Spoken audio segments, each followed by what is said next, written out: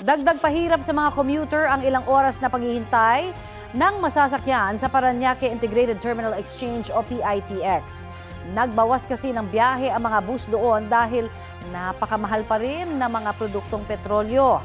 Balitang hatid ni Bam Alegre. Siksikan ang mga pasahero sa bus na biyaheng Cavite sa Parañaque Integrated Terminal Exchange o PITX patungo Naik, Cavite. Limitado lang kasi ang mga biyahe ng ilang bus sa PITX dahil sa sunod-sunod na mega oil price hikes. Ang guro na si Rose Ansore, 5 oras naghintay sa pila kagabi para lang makauwi. I've been here since 7 p.m. po.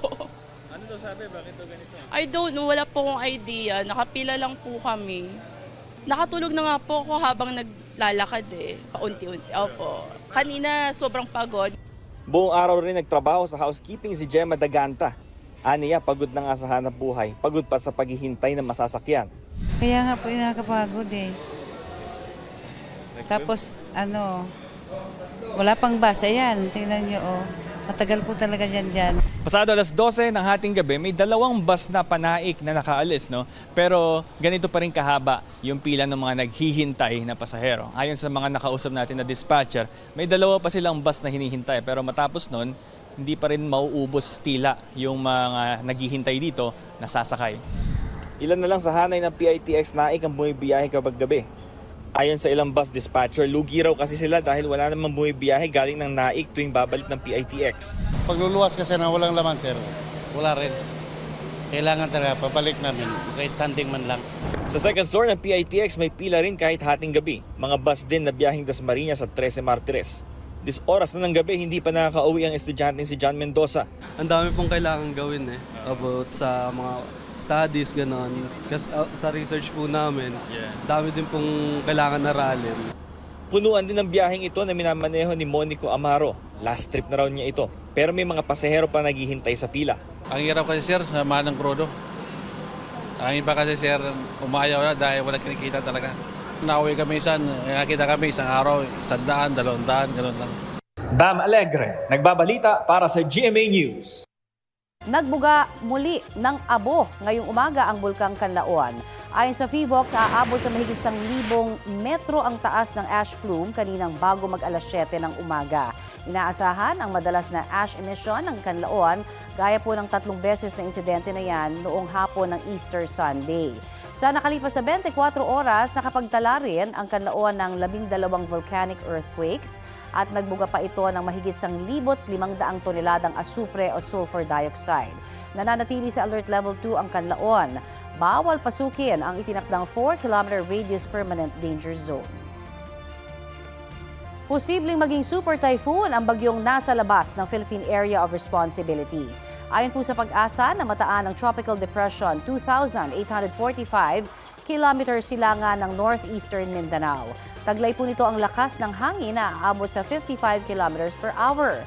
Sa pinakahuling datos ng pag-asa, may tsansang pumasok sa PAR ang nasabing bagyo sa susunod na linggo.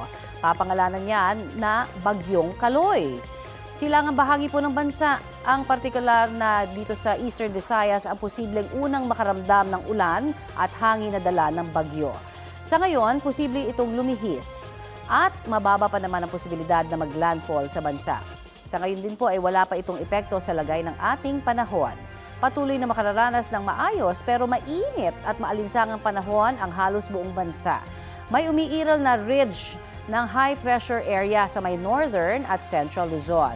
Posible pa rin po ang mga local thunderstorm gaya sa Davao City. Ang mga toldang yan ng kainan sa Rojas Night Market halos lipa rin naman ng hangin kasabay ng malakas na ulan kagabi. Nagkaroon ng pagbaha sa ilang mabababang lugar sa lungsod. Pinasok din po ng tubig ang factory ng mga abono. Dali-daling inakyat sa matataas na lugar ang mga produkto para hindi mabasa. Base sa rainfall forecast ng Metro Weather, may tsansa muli ng light to moderate rains ang ilang bahagi ng Southern Luzon, Visayas at Mindanao sa mga susunod na oras. Ngayong Huwebes, posibleng pumalo sa danger level na 42 degrees Celsius ang heat index o damang init sa Dumangas, Iloilo at sa Cotabato City, sabi po ng Pag-asa.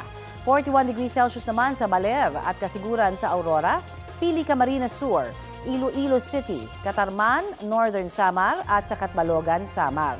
Maaring umakyat sa 40 degrees Celsius ang heat index sa Dagupan, Pangasinan at 10 iba pang lugar sa bansa. Dito po sa Metro Manila, aabot sa 38 degrees Celsius ang posibleng pinakamatinding heat index, partikular sa Pasay City. Ito ang GMA Regional TV News. 5 ang patay sa salpukan ng isang bus at isang multicab sa Ragay, Camarines Sur. Base sa investigasyon, mula Maynila ang bus na papuntang Bicol, habang papuntang beach ang multicab na isang rescue vehicle ng bayan ng Lupi. May iniwasan umano ang bus kaya napunta sa linya ng multicab habang nagsalpukan naman nga po ang dalawa sa bahagi ng Andaya Highway pasado alas 9 kagabi. Isinugod sa ospital ang 5 sugatan sa insidente. Sumuko sa mga pulis ang bus driver. Wala pa siyang pahayag. Susubukan din naming kunan ng pahayag ang pamunuan ng bus at ng Lupi LGU na may-ari ng multicab. Patuloy pa ang investigasyon. Patay ang isang lalaki matapos malunod sa Angalacan River sa Mangaldan, Pangasinan.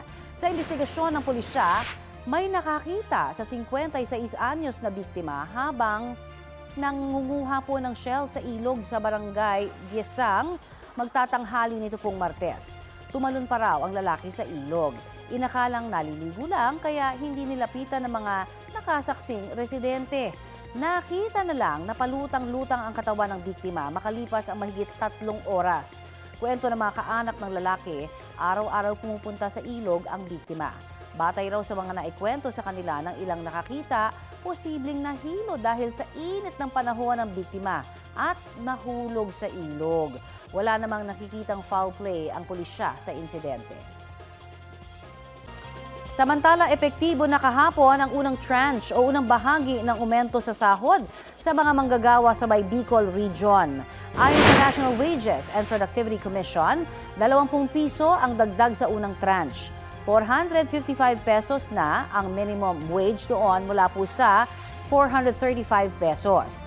Ipatutupad naman sa December 1 ang ikalawang tranche ng dagdag sahod na 25 pesos. Kaya bago matapos ang taon, magiging 480 pesos na ang minimum wage sa Bicol.